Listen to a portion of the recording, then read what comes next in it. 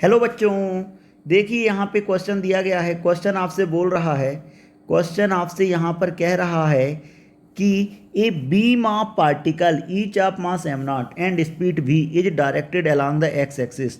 The beam strikes an area of 1 mm²। आपके पास area कितना दिया गया है? 1 mm² विथ 1 × 10⁻15 पार्टिकल स्ट्राइकिंग पर second. Find the pressure on the area due to the beam if the particle stick to the area when they hit. Evaluate for an electron beam in a television tube where m naught equal to 9.11 into 10 to the power minus 31 kg and v equal to 8 into 10 to the power 7 metre पर second. ये आपको दिया गया है। देखिए जरा, पहले मैं इस क्वेश्चन को करता हूँ। आपसे क्वेश्चन में जो कहा गया उसको पहले मैं डायग्राम के फॉर्म में बनाने की कोशिश करता हूँ। आपसे बोला गया है एक बीम है जिसका मास एम नॉट है, ए वी वेलोसिटी से जा रहा है। ये यहाँ कहीं कोई दिए गए एरिया से जाके स्टिक हो जाता है। क्लियर है? जब एरिया से जाके स्टिक हो जाता है, आपके पास एरिया दिया गया है ए इक्वल टू 1 mm का square, that is 10 to the power -6 metre square. अगर मैं बोलता हूँ capital N equal to 10 to the power 15 particles per second आपको दिया गया। एंड इसको अपन क्या लिख सकते हैं? नंबर ऑफ पार्टिकल्स स्ट्राइकिंग पर सेकेंड जो आपके पास दिया गया है। नंबर ऑफ पार्टिकल स्ट्राइकिंग पर सेकेंड जो आपको दिया गया है। क्लियर है? अब देखिए ज़रा आगे मैं यहाँ पे बात करता हूँ। ठीक है, चेंज इन मोमेंटम की बात करूँ, क्योंकि यहाँ पे टकरा रहा है तो जाने का मोमेंटम तो कितना एम नॉट इंटू भी है और स्टिक हो जा रहा है उससे, तो क्या लिख सकता हूँ मैं? चेंज इन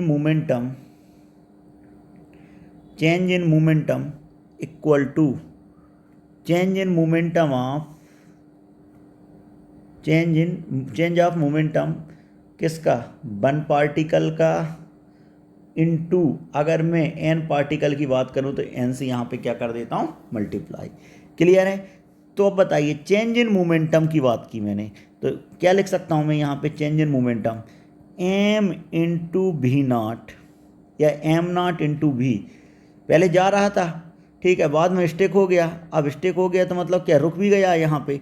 तो अपन क्या लिख सकते हैं? M naught into v equal to, अगर इसका मैग्नीट्यूड निकालूँ तो डायरेक्ट लिख सकता हूँ एम नॉट वी। अगर एन पार्टिकल के लिए टोटल चेंज इन मोमेंटम की बात करूँ तो total change in momentum equal to मेरे पास आ गया n m naught v. Clear है? एन एम नॉट वी, ये टोटल चेंज इन मोमेंटम आ गया। अब अगर मैं यहाँ पे बात करता हूँ तो क्या लिख सकता हूँ?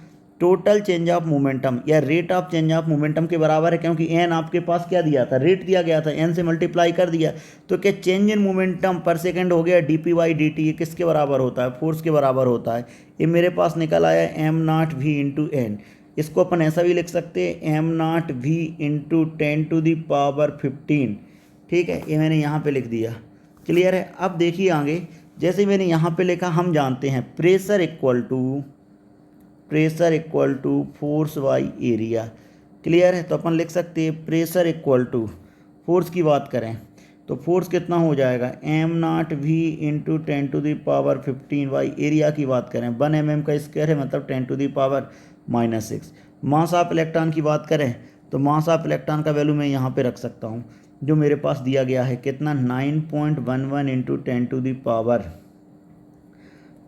power कितना दिया गया है? -31। और भी का वैल्यू कितना दिया है? 8 into 10 to the power 7 into 10 to the power 15 divide by 10 to the power -6। तो यहाँ से जब मैं सॉल्व करता हूँ तो मेरे पास जो P का वैल्यू है, मेरे पास P का वैल्यू निकल के आता है 0. पास्कल में निकाल देता हूँ डायरेक्ट, 0.0729 पास्कल। ये मेरे पास प्रेशर निकल आया। लेकिन उससे पहले मेरे पास जो नंबर ऑफ पार्टिकल आया था वो कितना निकला था? कितना पार्टिकल यहाँ पे जा रहा था? ठीक है ना? तो अपन क्या लिख सकते हैं? यहाँ पे जो था वो कितना था? 10 to the power, अब एम नॉट यहाँ दिया गया है, भी यहाँ पे दिया गया है, तो डायरेक्ट लिख सकता हूँ 10 to the power 21 m naught v naught. Number of n into m naught भी लिखा था ना, तो अपन क्या लिख सकते हैं? एन का वैल्यू यहाँ पे मैं रख देता हूँ, 10 to the power 15 दिया गया है। ठीक है, तो 10 to the power 21 m naught v, और यहाँ से मैंने प्रेशर भी कैलकुलेट कर लिया। Hope you understand the solution. Thank